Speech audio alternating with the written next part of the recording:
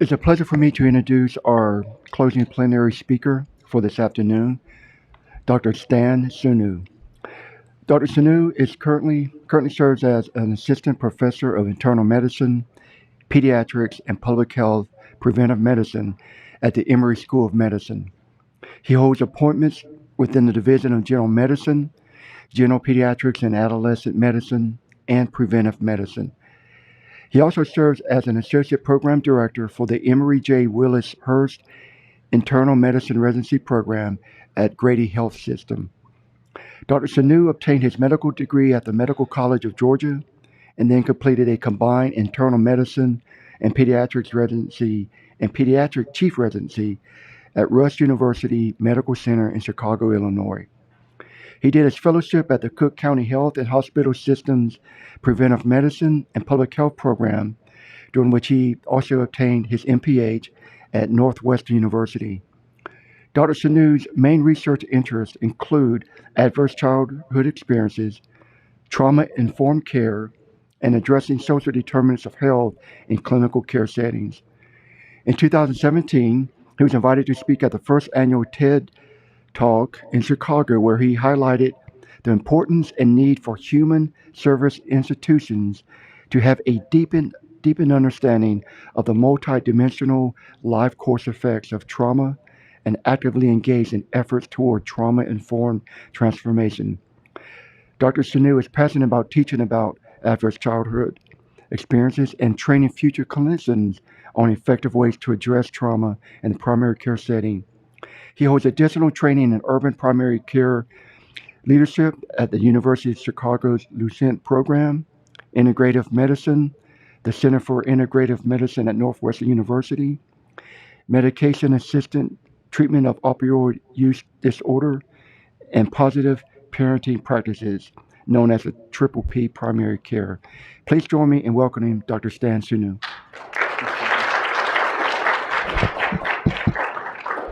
Thank you for that very long introduction, Captain Wilkins. Good afternoon. It's really great to be here today. It's an honor. And in the weeks leading up to today, I questioned a lot whether I was the one worthy to be on this stage. But I think that's, as I reflected on that, I guess that's the appropriate tension to have from where I stand. But today, I want to talk about a topic that you've probably heard of at least somewhat today, whether you were in a workshop or in the opening sessions, but it's a topic that I feel is very important, obviously relevant to what today's event is about, but it's a topic that I wasn't taught about in medical school, if you can believe it.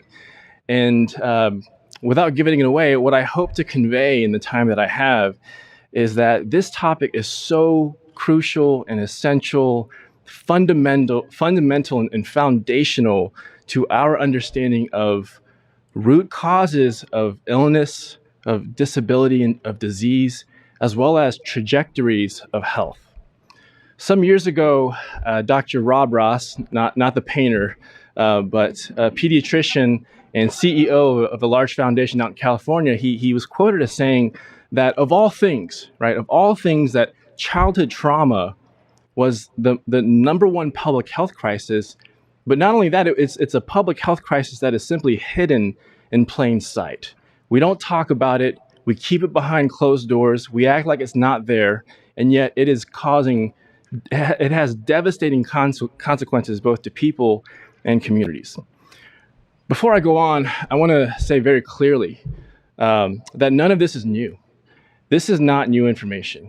And it's almost, I want to confess even that in academia, we have this tendency to intellectualize the struggle, the hurt of real people, of real communities. And that's wrong. And so the point of this is not to induce some sort of armchair apathy, but the data that we show is designed, all of it is designed to move the needle to get us closer to advancing equity through this frame. Now, what I will say that is somewhat novel that the Adverse Childhood Experiences study brought us is that it gave us an epidemiological unit by which we could quickly and efficiently describe the long-term impact of trauma, not just on individuals, but of populations. About a year ago, when I was still in Chicago, I was in clinic, and it was one of my pediatrics clinics, and I saw on my schedule that there was a 4-year-old girl, and she had come in with her mom, and next to her name said hospital follow-up. And before I went into the room, I had a chance to look through her chart, and I said, what is this follow-up about? And it turns out that she was seeing me in clinic for a follow-up of a gunshot wound, a 4-year-old girl.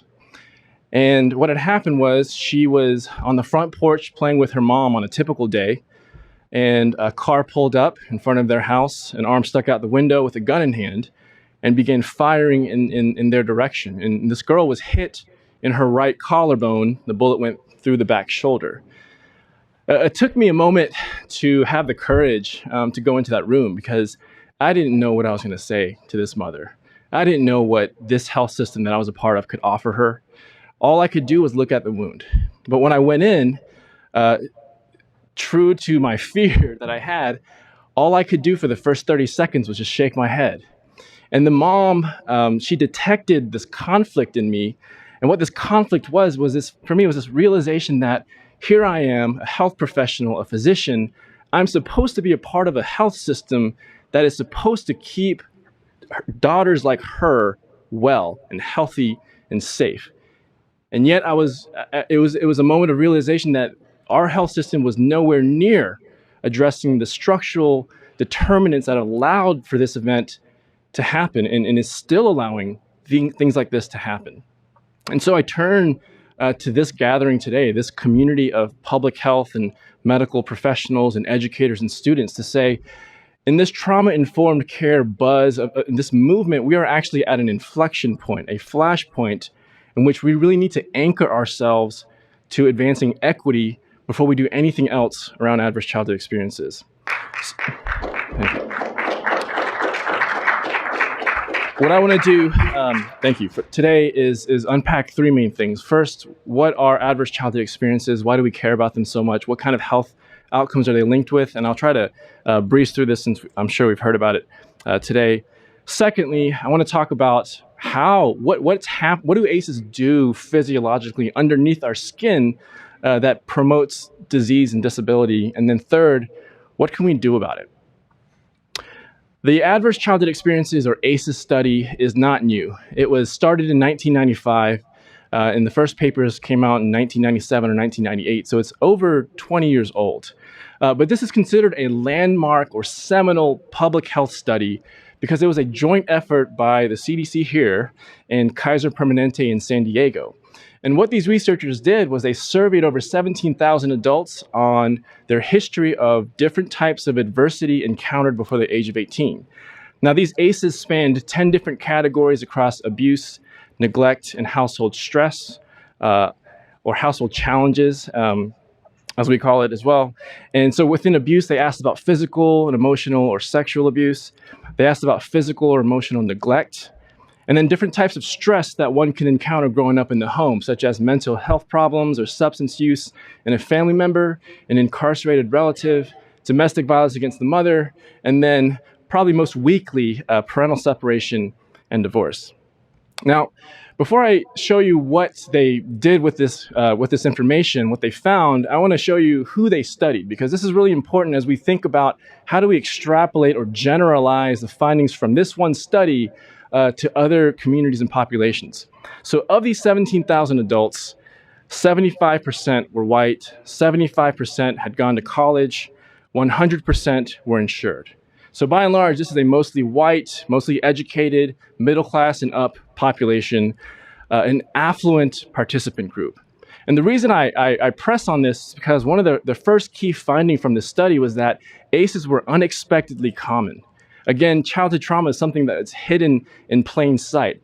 Up until this point, these researchers really didn't have a good idea of how common are these events in families. And so what they found when they quantified the number of ACEs each person had, they were stunned to see that about 64%, 2 out of every 3rd person in that study, had 1 ACE or more. 12.5%, or 1 in 8, had 4 or more. On the flip side, only 36% had a childhood that was free of any of these 10 categories.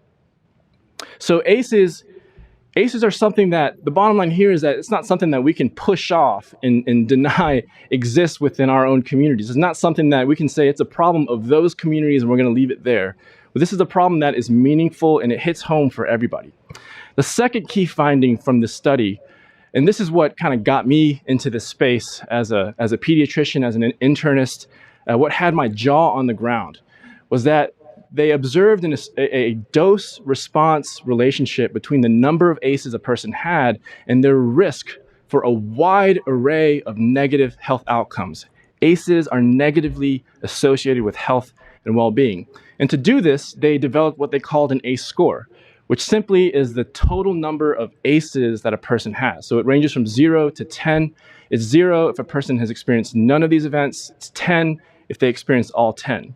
Now, as one of our students mentioned earlier, the ACE score is actually a pretty crude measure. It's completely agnostic to the number of perpetrators, the severity of abuse or neglect, the frequency. If the emotional abuse happened from one perpetrator or 7, that it still only counts as an ACE score of 1. But even with such a crude measure, they observed from some pretty stunning associations. And so what they saw was that the more ACEs a person had, the higher risk they would be for health risk behaviors like smoking, heavy drinking, drug use, mental health problems like depression or anxiety. Some of the leading causes of death in the United States, ACEs are associated with chronic disease.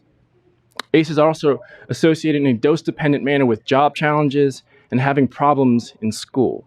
And to give you an idea of what this dose-response relationship looks like, here we're showing the association between ACEs and health risk behaviors. You can see smoking, heavy drinking, and drug use there. And the different colored bars represent the different ranges of ACE scores. And what you can see is that the higher the ACE score, simply the higher the prevalence of a given health risk behavior, such as smoking, heavy drinking, and less commonly drug use. ACEs are associated with mental health in a dose-dependent manner as well. So they're associated with mood disorders like depression, anxiety, substance use problems, as we just saw on the previous slide, and impulse control disorders like ADHD. And look at the difference between those with an ACE score of 4 or more and those with an ACE score of 0. ACEs are associated with chronic disease in a dose-dependent manner as well. So they're associated with ischemic heart disease, which is heart attacks, largely in that category, stroke, COPD, which is chronic lung disease similar to asthma, and diabetes. And then finally, ACEs are associated with this sort of other bucket of socially related domains of job absenteeism, having financial problems in general, and then having trouble in your job in general. But in healthcare, we don't really look at prevalence so much as we care about measures of risk or measures of association. So we want relative risk ratios or odds ratios. And so when you compare those with 4 or more ACEs to those with no ACEs, you can see that for an outcome or a history of a suicide attempt, the odds ratio is 12. For IV drug use, 10. Alcoholism over 7. Illicit drug use, almost 5. Depression, 4.5. And so on and so forth. Being a current smoker, over 2 times. Having a history or a BMI over 35 and over, 1.6. Again, we see the same kind of dose-response relationship between ACEs and chronic disease. So again, we're comparing those with 4 or more ACEs to those with none. And the odds ratio for something like COPD, again, chronic lung disease, is almost 4. For stroke and heart disease, over 2 times. For cancer, any cancer and diabetes, over 1.5. In my own research, being a clinician for both children and adults, I became interested in the association between ACEs and chronic disease, specifically within young adults. Because chronic disease is something that we think stereotypically happens in middle age or in your elderly years.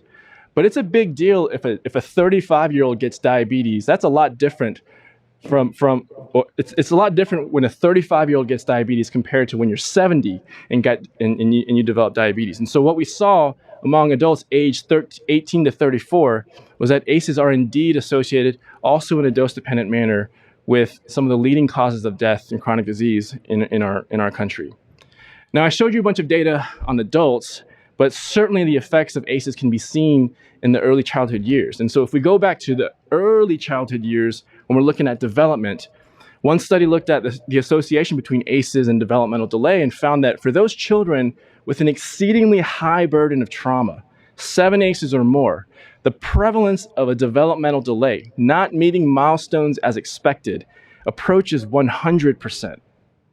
In the school age, we can certainly see the effects of ACEs, and I have to say that I gave this talk, a similar talk like this, to a bunch of school teachers one time, and the whole time they were just saying "duh" after every slide, because they see this real time, right? And so what one study saw was that ACEs are associated in a dose-dependent manner, again, with different types of academic risk. So if you compare children with 4 or more ACEs to those with none, the odds ratio for academic failure, 3.4. For having attendance problems, almost 5. For having school behavior problems, almost 7. And this is adjusted for school-attended grade level, whether or not they're receiving free or reduced lunch, and if they're in special education.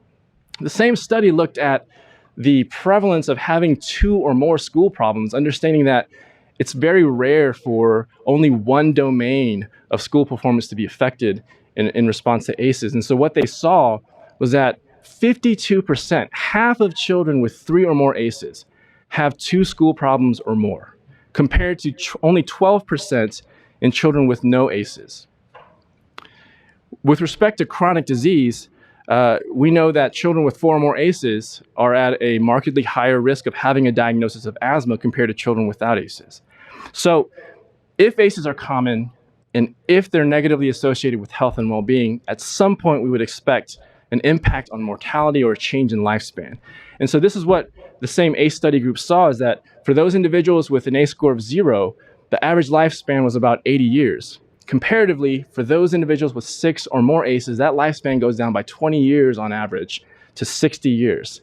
Just let that sink in a second. This is in the United States, a difference of 20 years. The measurable difference between these two groups is the burden of trauma encountered before the age of 18.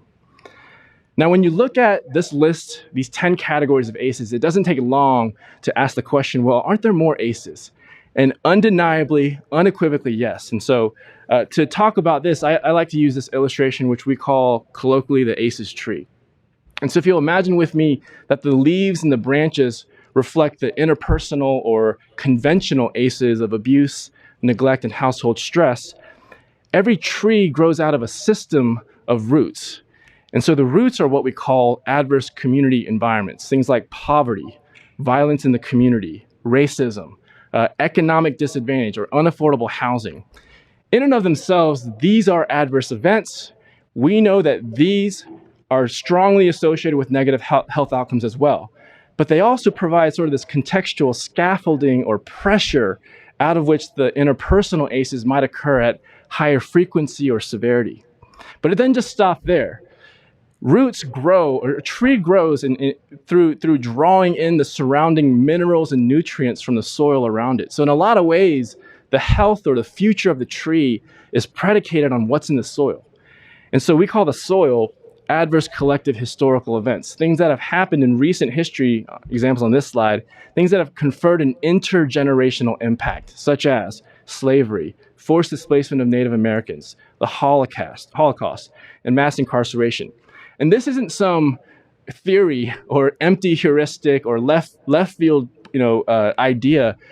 I don't have time to go into it today, but the field of epigenetics is quite, for me, what they're finding in epigenetics is quite scary, because what it's suggesting very compellingly is that trauma can actually be inherited across generations, and we can measure that through changes in the epigenome. Some work done by our friends here at the CDC, they investigated the prevalence of ACEs across 23 states in recent years, and after surveying after analyzing data from about 250,000 adults, what they found was that ACE scores are indeed higher in African Americans, Latinx, and multiracial individuals compared to their white counterparts. They're higher in those with less than a high school education, who make less than $15,000 a year, and who are unemployed. They're also higher in those who identify as LGBT compared to their straight counterparts. So the key point that I want to press on here is that as the country starts to wake up around adverse childhood experiences, as it becomes more popularized and more familiar, as you start to hear more conversations about it, addressing ACEs without addressing structural and historical determinants that have promoted and permitted conditions of adversity to fester will inevitably lead to widening disparities in health outcomes. So a rising tide lifts all boats approach will inevitably lead to widening disparities in health outcomes. So that's a long way of saying that ACEs affect our health pretty profoundly. The next thing I want to talk about is what is underlying this relationship between ACEs and poor health outcomes. How is this happening? The first time I heard this talk, in my mind, this is what I put together. I thought, well, ACEs must be related to disease through increasing health risk behaviors like smoking or heavy drinking, or increasing the risk of mental illness, mental health problems like depression or PTSD. Both health risk behaviors and mental health problems are independently associated with negative health outcomes. While this is partially correct, it's not the entire story.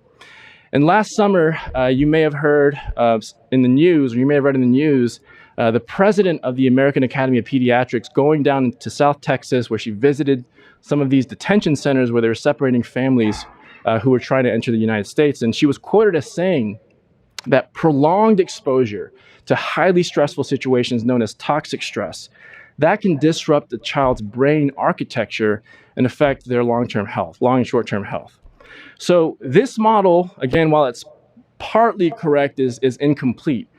And to make a long story short, 20 to 30 years of convergence of research from psychology and neuroscience and biomedicine and sociology has found that there appears to be this phenomenon of toxic stress to the extent that ACEs, adverse community environments, increase risk for a toxic stress response. Another way you can think about what toxic stress is, it's a hijacked stress response.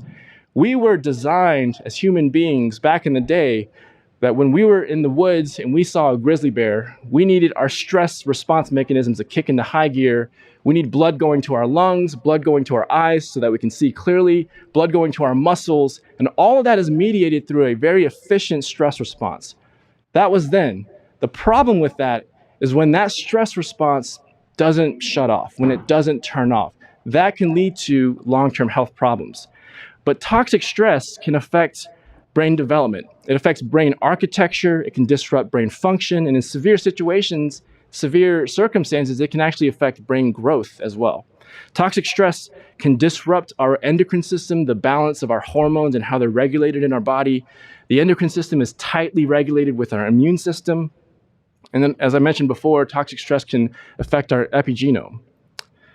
I want to talk a little bit about stress because we rip on stress, but not all stress is bad. There are good kinds of stress that we encounter, such as before you start your first day of school or on the job, studying for a big exam. There's kinds of stresses that are formative and resilience building.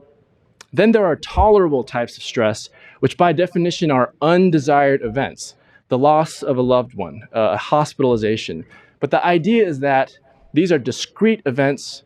They happen, but the effects are thought to wane over time with enough social support and resilience built in. But as I mentioned before, toxic stress is in its own separate category. Toxic stress, by definition, is strong, severe, prolonged, unpredictable. This is the kind of stress. This is the 6 or 7-year-old child with a parent who might be away or incarcerated with another parent who has mental health problems. There might be abuse or neglect going on in the family. There might be violence in the community. That family might not have enough food left at the end of the month in the refrigerator. That's 6 or 7 ACEs right there.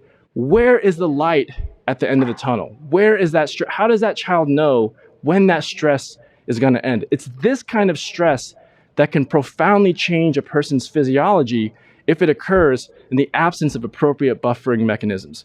We know that in the first 2 years of life, that there is a dramatic proliferation of the neuronal network to the extent that by age 2, and this is supposed to happen for every child, by age 2, there are hundreds of trillions of neurons in the brain.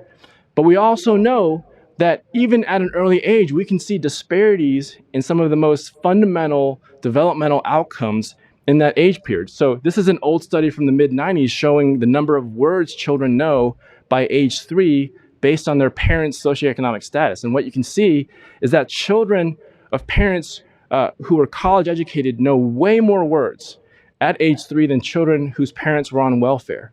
Is that because children whose parents were on welfare were loved any less? Absolutely not. This is the toxic stress of poverty, which we're measuring through developmental outcomes such as vocabulary. As I mentioned before, toxic stress affects brain function. So this is a brain scan, which we call a PET scan, and it's implicitly measuring activity in the brain. So the areas that show up as bright red are signaling brain activity. And on your left is the brain of a child who was raised in a caring, nurturing environment. On your right is the brain of a child who was raised her entire life in an Eastern European orphanage. And when given the same prompt to elicit activity in the temporal lobes, you can see a marked difference there. The temporal lobes are important for auditory processing. And so you can imagine that if that area of the brain is disrupted because of toxic stress, it'll affect that child's ability to communicate, which affects multiple domains, not just school. In severe situations, toxic stress can actually impair brain growth. So this is a CAT scan or a CT scan of 2 3-year-old children. The one on your left, again, was raised in a normal or nurturing environment. The one on your right was raised under conditions of extreme neglect. And you don't have to be a radiologist to see the vast difference in brain volume. And the kicker is that both of these children are of similar height and weight. So we can't attribute the difference in brain volume to a nutritional deficiency. But the most common areas that toxic stress affects the brain are in the amygdala and prefrontal cortex. So toxic stress causes overactivity of the part of the brain that regulates fight or flight or freeze. When it does that, when the amygdala is persistently activated, it actually negatively feeds, there's negative feedback to the prefrontal cortex. This is the part of the brain that's important for planning for the future, empathy, self-awareness, controlling impulsive behaviors. And so you can imagine that for a young child, if the amygdala is being constantly or persistently activated, that and it's eliciting negative feedback to the prefrontal cortex, that can disrupt the development, the full potential, the full development of the prefrontal cortex. Now, if we were to put all of this in one coherent model, we know that there are factors at play that are affecting trajectories of health and wellness that are occurring well before conception in the form of adverse collective historical experiences, adverse community environments. And then after a child is born, ACEs can occur. ACEs, as we just unpacked before, can disrupt neurodevelopment. And the stressed brain, we all do this. The stressed brain will find ways to soothe itself, will find ways to cope. The problem is, and this is one of my favorite quotes from Dr. Filiti, who was one of the principal investigators of the ACE study. He said once, it's hard to get enough of something that almost works. And I can think of no better example of this than nicotine. Nicotine in cigarettes, nicotine's actually a very strong anxiolytic. It helps to bring down stress and anxiety. It's just that A, it's very, very short-lived.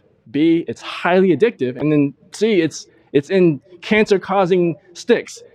So it's so there are a lot of reasons you shouldn't do it, but now I'll never forget how this understanding this kind of what we just went through in the neurobiology of trauma changed my opinion of how I address smoking cessation in the clinical encounter. I don't ask patients anymore, are you ready to quit smoking? Instead, I ask, how does it help you? And how can I help that which you find you need to go to cigarettes to reduce your stress? Of course, coping or maladaptive coping and adoption of health risk behaviors is a setup for disease, disability, and early death. Now, if I were to consider our health system as an iceberg, and we're really addressing things that we can see above the water surface, we're really not addressing things beneath the water surface, I would put that pyramid there. If you're sick if you're actively sick or acutely sick, America is actually a pretty good place to be compared to the rest of the world. We have the best acute care, so it says, we have the best acute care in the world, in this country. But what are we doing for all of these other levels, all these other opportunities to intervene and prevent things from happening, prevent things from escalating to the point where you need acute care? I know we hear a lot in our media about a school to prison pipeline, but I hope I made the case that the problem that we're seeing is actually bigger than that.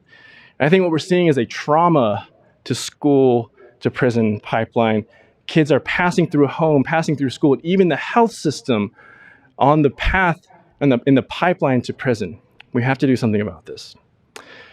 So what I want to finish up with, and if I can go to 4:05, if that's okay with y'all, I want to say that there's good news, and I wouldn't be up here talking about this if there wasn't good news around this.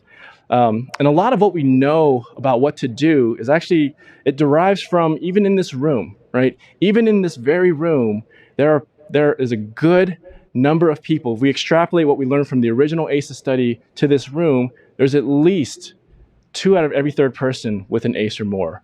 At least 1 out of 8 people having 4 ACEs or more.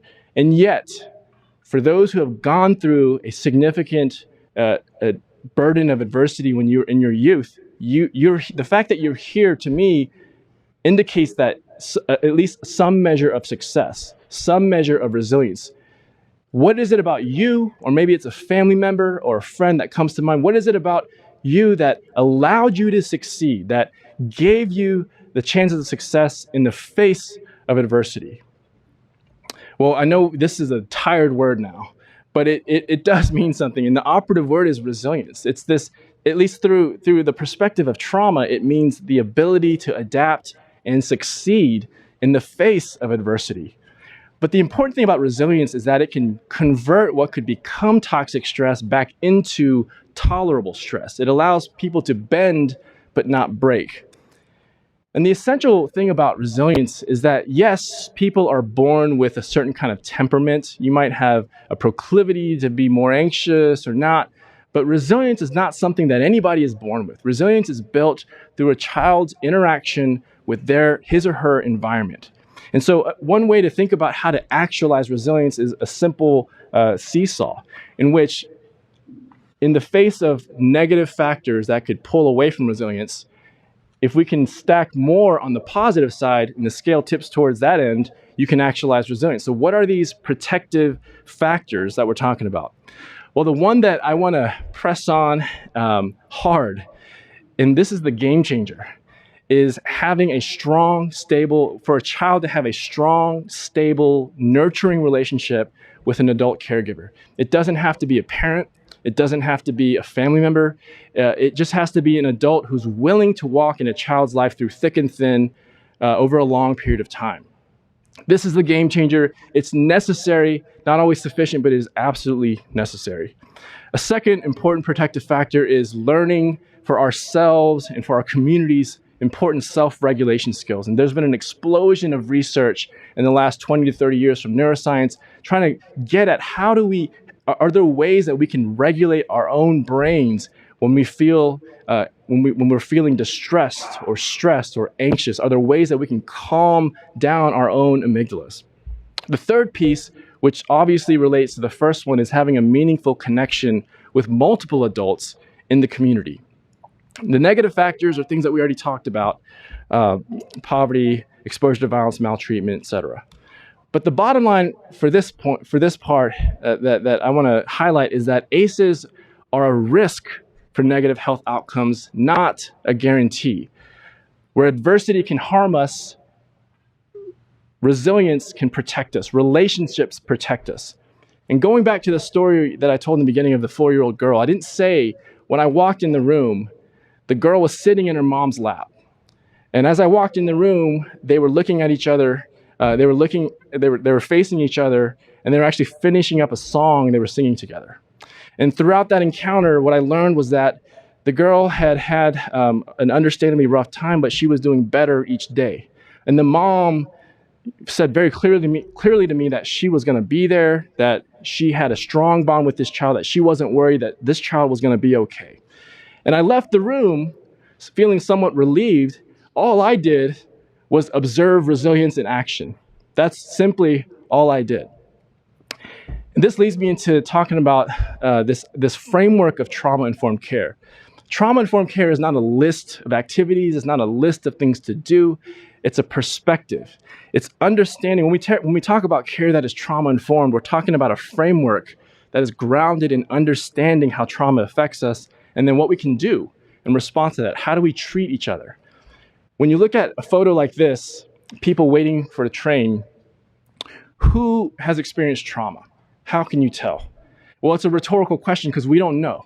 Trauma doesn't show up on our skin. There's no mark on our forehead like a scarlet letter. And so this begs the question, well, if trauma is common, then what is the way that we should treat each other? What is the way that organizations should treat their clients in response to what we know about trauma? And so the critical paradigm shift that we have to have in understanding what this trauma-informed movement is all about is when we see a friend or a colleague, maybe it's a family member, exhibiting behavior that we would consider self-destructive or problematic, that we resist that knee-jerk impulse to say what's wrong with you, and instead we ask openly what's happened. Because here's the rationale. If trauma is common, if it's associated with a wide array of undesired health outcomes, if our response to stress a lot of times is maladaptive, then saying what's wrong with you to a person who's experienced trauma could be so marginalizing when they never asked for that trauma to happen to them in the first place. As you think about how to become more trauma-informed, there are a number of principles that are worth considering. And the first one is building awareness. And I think we've done that a lot today through the different workshops and events of today. But you don't know what you don't know. And I believe in this situation that knowing the long-term effects of trauma is power. A second piece, and I want to camp out here for a little bit, is this notion of promoting safety.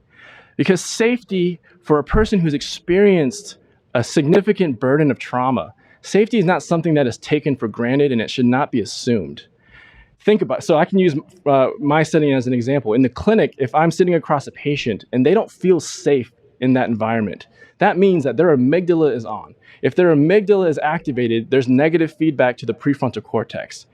That person, as long as they don't feel safe, is not in a posture or position or disposition to learn, to make informed decisions about their health, to make decisions that they would want to make on behalf of their own bodies. So we have to examine how we think about safety, not just in the physical environment, but in the culture of the staff, in the culture of the organization at large. Trustworthiness and transparency are essential pieces of trauma-informed care simply because many who have experienced trauma have had broken relationships with the very people they were supposed to be able to trust. And so trust cannot be assumed in any encounter with a client or a patient. We have to actively work to build trust. And a lot of times that the first step is acknowledging wrongdoing. That's the first step. Client autonomy, collaboration, and mutuality are important concepts as well. And the way I think about this is that these challenge me to always think about sharing power. Because again, those who've experienced trauma have had decisions made for them, and yet they are the ones left to deal with the consequences of that. So thinking about ways to share power can be empowering and can align the provider and the client or the patient together.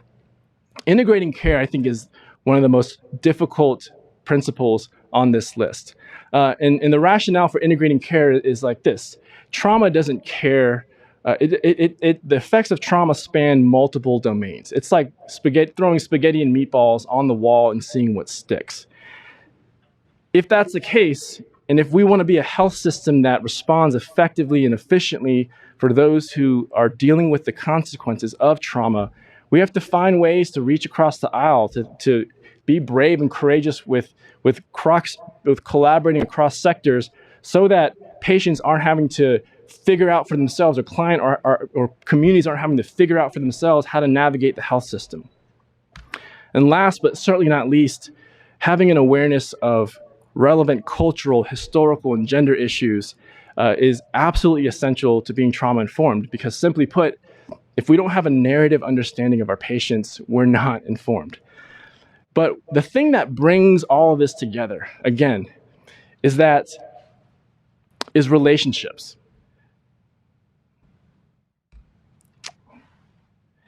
The thing that brings all of the trauma-informed principles together is the nucleus, if you will, is the importance of relationships. But this is a quote from Bruce Perry, one of the more leading researchers in this field. He once said that the human brain, we're neurobiologically designed for relationships, but we have invented contexts that are relationally impoverished. And here's the irony, right?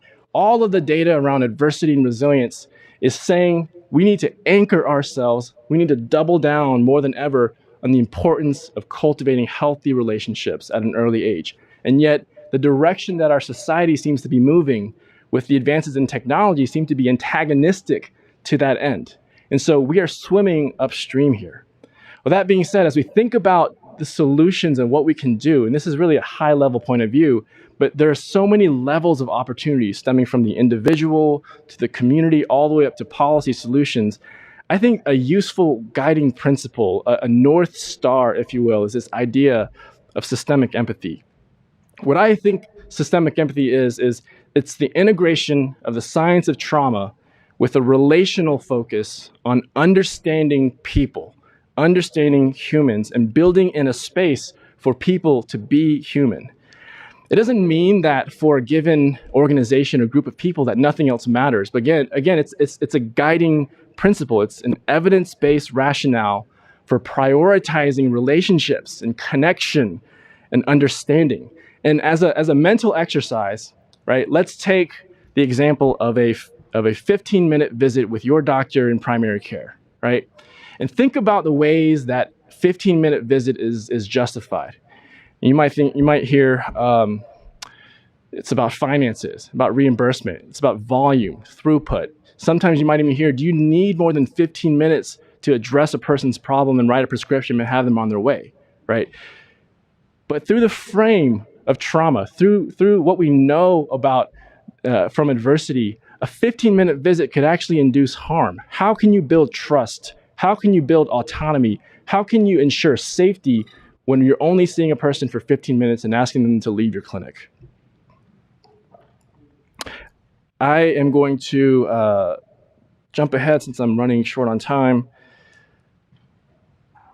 here. So one more time, going back to the 4-year-old girl that I was talking about earlier. Sure, I left the exam room relieved, and I thought, wow, there's just an amazing connection there between this girl and her mother. But the fact remains, she was still shot. And the fact remains that she was still living in a neighborhood in the south side of Chicago with high rates of violence, with economic disadvantage. That fact is still there. So if we're thinking about how do we prevent things like this from happening, how do we advance equity, I would argue very strongly that we have to go as upstream as possible. And this is a slide that I borrowed from the Essentials for Childhood initiative, showing a non-exhaustive list of policies that have shown to work, shown to improve the health and well-being of children. But they're heterogeneously applied across different states. What would it look like in Georgia if we got together and advocated at least for some of these solutions, some of these policy solutions? Each of these examples not only address ACEs or adverse community environments that disproportionately affect neglected communities, but they also help cultivate environments and opportunities for relationships in the family and in the community. We have to think about prevention. I would say we have to think about prevention first as a response to what we know about the long-term effects of trauma. As I close, I know the idea of preventing ACEs sounds lofty, and it's hard to even imagine, right, what that would look like sometimes. But photos like this remind me to have hope. This is a photo of my grandfather, who was a lung specialist. He was a pulmonologist And this is, he served in the Korean War, and this is taken in his office shortly after the war ended. And you can see he's sitting there in front of an X-ray on the screen, and in his right hand there is a cigarette. And we think it's ironic and kind of funny and a little sad that he's holding a cigarette. But there was a time not too long ago when a lung doctor could hold and smoke a cigarette, and it wasn't considered ironic, funny, or sad. And we've come a long way, and we've prevented a lot of unnecessary deaths from cigarettes as the incidence and prevalence of cigarette smoking has decreased. So my hope is that one day, 30, 40 years from now, that we'll look and we'll find it ironic and a little sad that we were a health system that did very little to address the structural conditions that permit adversity in context of trauma. That's my hope. As I mentioned at the beginning of this talk, I said that this topic is not new. It's not new. And we would do well to heed the words of great thinkers before us. And this is one of my favorite quotes from Frederick Douglass. It's easier to build strong children than it is to repair broken men. Thank you for your time.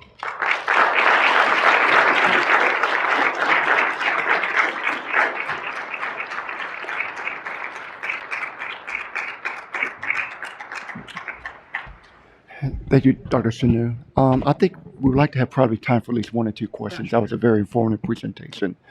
So if anybody has any questions, go to the mic or raise your hand. Okay.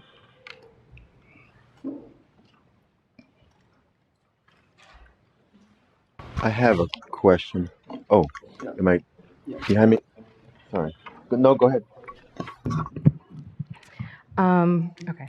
Hi, I'm Courtney. I'm from the Minority Health and Health Equity Office. I'm an ORISE fellow. So first of all, thank you for the amazing presentation. As somebody who studied neuroscience, I wanted to get your perspective. Oftentimes when we studied like brain plasticity and resiliency, as well as knowing some work in healing justice in terms of that kind of activism, how do you think that plays a role in sometimes the criticisms for trauma-informed care, and kind of asking that question of what happened to you, but going beyond just people being their trauma and kind of focusing holistic care in that aspect? Can you clarify what you mean about some of the challenges around trauma-informed care with respect to neuroscience? Yeah, there's been, I know from studying like positive psychology and positive neuroscience, folks have used trauma-informed care to understand the intersection between risk and resiliency, like studying neuroplasticity. But there's also been criticisms about trauma-informed care being just based too much in you're nothing but your trauma versus looking at the holistic picture, kind of what you talked about. So I wanted you to speak more to that if you could. Yeah, so that's why I think it can become quickly convoluted talking about resilience and neuroscience, and so I think the precursor to it all, where it is strengths based, is giving opportunities to optimize healthy relationships. That does a lot more than I think we know fully. That does wonders for the brain in more ways than I think we'll ever know, to be honest with you. So I would.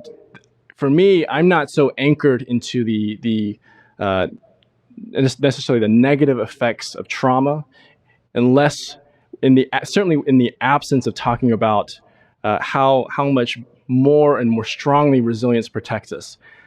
I will say that the danger for me in kind of talking about resilience is that it's hard to talk about resilience at the level of a community or a population.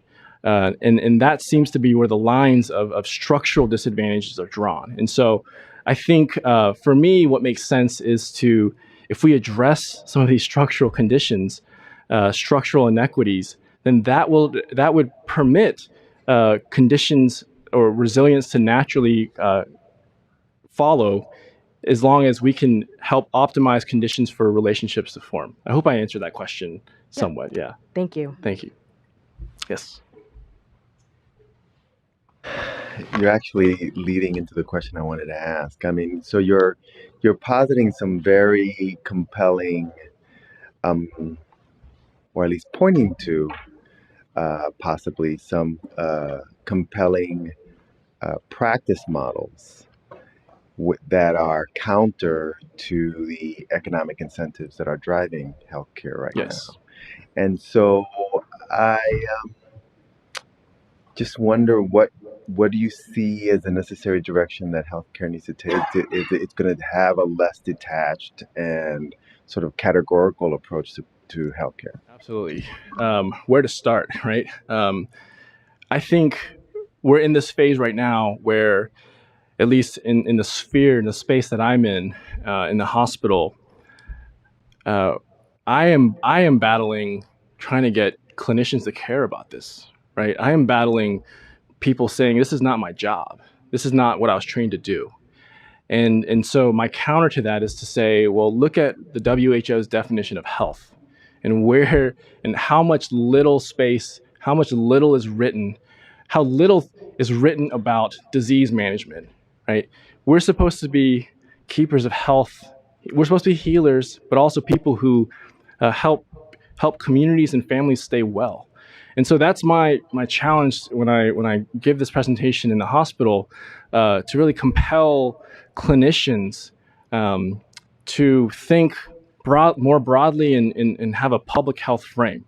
And that's why when I went and got my M.P.H, I thought I found my people, because I was just banging my head against the wall, and I kept hearing, "That's not your job, Stan. That's not our role. Stay in your lane." But this is my lane, and so I think that's to step one. But secondly, kind of a bigger goal is we have to challenge the top-down flow of economics in our health system. It has no place. With a capitalist structure in healthcare, we can never move the masses towards a system that is, towards a system that actually cares and would take issues like this seriously. It's not there. Yes. So I had a question. Yes. We're grappling a bit with the whole issue of screening for social needs. So on one hand, it seems like a way to get people in the space of considering the circumstances and the structures. On the other hand, as you mentioned, the problems can't be solved at the individual level. So what are your thoughts on the value of screening for social determinants of health in the healthcare setting? Yeah, thanks for that question. So I was a part of a pilot study in Chicago for institutions where we developed a screening tool, and we distributed it in 4 pediatrics clinics in Chicago. And the long story short, my opinion on it is I think there's a couple cautions that we have to have. I see the upside in it. I see the advantage of being able to, if a child has been exposed to adversity and they don't yet have any clinical manifestations of it, that we can intervene and address some of the social needs of the family. I think that's great. But I worry that a health system will be satisfied at stopping there. And then it's kind of a hand wave at this movement when the problems go way deeper. So I think that there is a place for screening. We still need a lot more data around, does it work? And what are the best community resources to link with to make it work?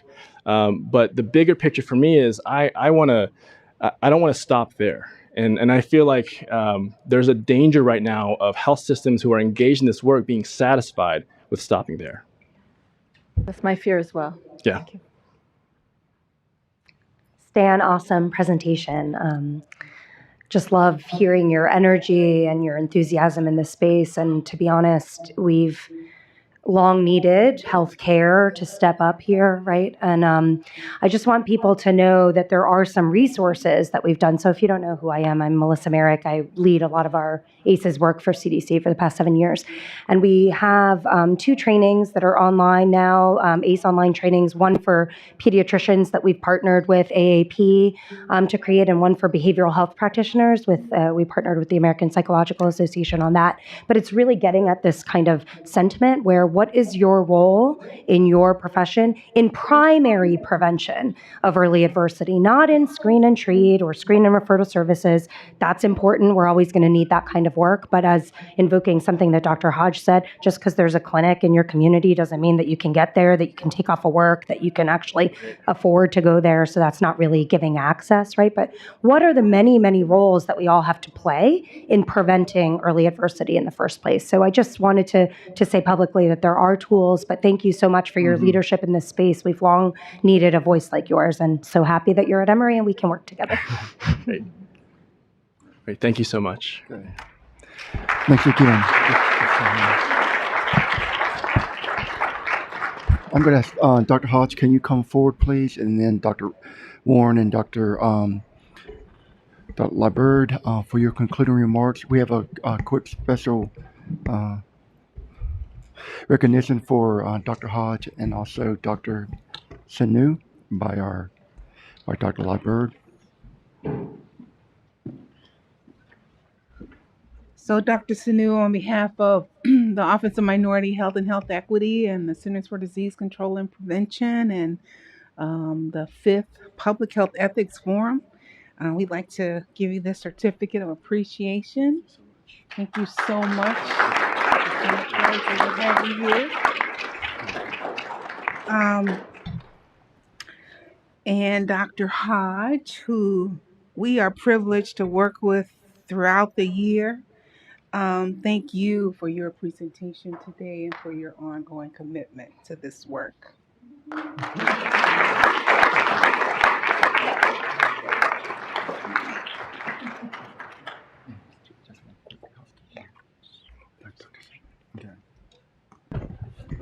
Just want to make a quick announcement, as I mentioned earlier housekeeping. I encourage each of you to please go online to do the evaluation. We really appreciate getting this honest feedback from you as we move forward in the planning of future forums like this. Thank you. So again, I get the pleasure and the privilege of just kind of concluding our time together today along with Dr. Warren. And so we end the 5th Public Health Ethics Forum wiser, with new connections, I hope. I think we've been exchanging business cards and other things. And we also leave with previously unexplored perspectives on what is needed to reduce largely preventable health disparities that are experienced by youth, and particularly youth of color. Dr. Warren reminds us that public health ethics doesn't necessarily answer the questions, but questions the answers. And so I want to just thank, first of all, our student panel. Thank you for sharing yourselves with us.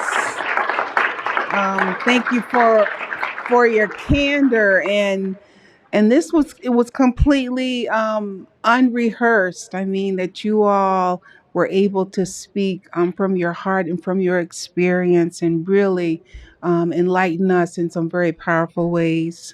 I want to thank Dr. Hodge for grounding us in a framework of bioethics, ethics, philosophy, and praxis. There's so much more for us to learn before we can fully engage theories of ethics in our work, but our learning journey has begun, and we commit to continue to carry that forward.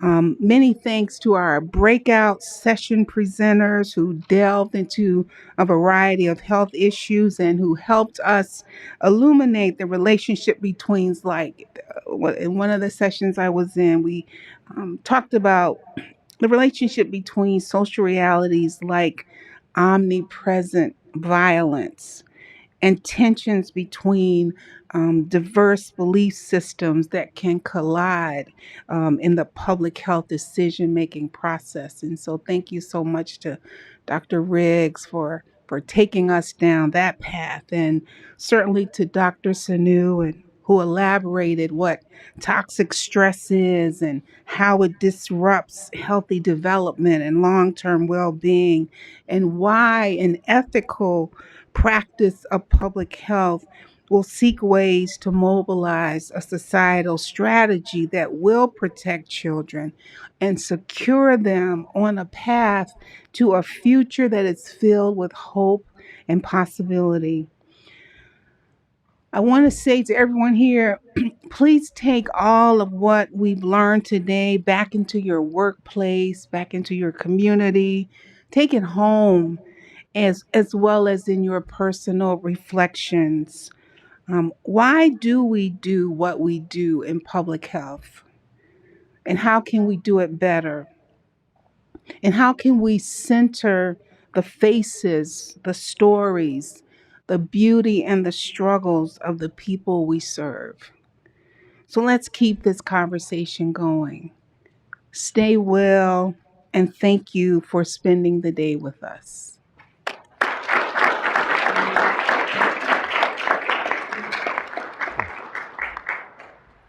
I know everybody's ready to go, so I'm not going to say very much. But first, in opposed to saying I want to thank you, which is something I want to do. No, I'm just going to say thank you, straight up, for being with us. I was quite impressed with what Dr. Sonu said. He said I found my people. Okay, and that's important. And for the students here, you hear all this big stuff about the Centers for Disease Control and Prevention, this big, wonderful place that does wonderful things for the world. I hope you found your people here too, because they're here. And if you didn't know it, then you should know it now, because they're right among you. They are who you are, not who you want to be, but who you are. So find your people and then ask them how they got where they are, because what they're really waiting on you is to come and do what you have to do. They want you on their shoulders because they are doing what they have to do now, but you have to do what they can't do later. So find your people. And you don't have to be in the back. And I just didn't have the energy to tell you to come down to the front again. But just you have that right to be in the front, that responsibility to be in the front. So don't ever slow up from getting in the front. Those seats have your names on them. Uh, Dr. Liburd has both energy, intellect, and courage. Energy, intellect, and courage. And it takes all three. You can have the energy to do something, and that's just being busy. You can have the interest, intellect, energy to do it, the intellect to do it, but it takes the courage to make it happen. And it's subtle, but it's real. We've had these for 5 years, and not because everybody wants it to happen, but because they're supposed to happen. They need to happen. And last and most importantly, you heard the notion of doing the right thing and doing things right, doing the right thing and doing things right. Well, the science before us can teach us, shows us how to do things right. And it's some of the best science in the country, in the world, is right here. I was up in here for 20 years. Good science. Good science, raising the scientific question and answering most of them. And in fact, what happens when you answer the question is a whole bunch of other questions that come up. And that's the power of it. Not that you answer the question, but you raise new ones. But more important than doing things right is doing the right thing. And Spike Lee, y'all know that name. What did he say? Doing the right thing, right? Or doing things right. It's a balance. So you have to do them both. This is a beginning of something that is continuing. We want this to last for one day. We can have it for a week, but one day, because it leaves you with more energy to do something on your own. This was a prompt to do something on your own. And what we're going to do is next year see what bubbles up. We don't know what we're going to do next year, but I tell you what, it's going to be better than this year. I promise you that, because we got the right people. And we started last year with the elders, and they were off the chain. But you young folk, oh man, unbelievable. No, no, no, no, believable. And we want you to do more and do better. Don't want to start thanking everybody because I'll leave somebody out. But if you did what you were supposed to do, you did the right thing, and we really thank you, and we appreciate your presence. Thank you.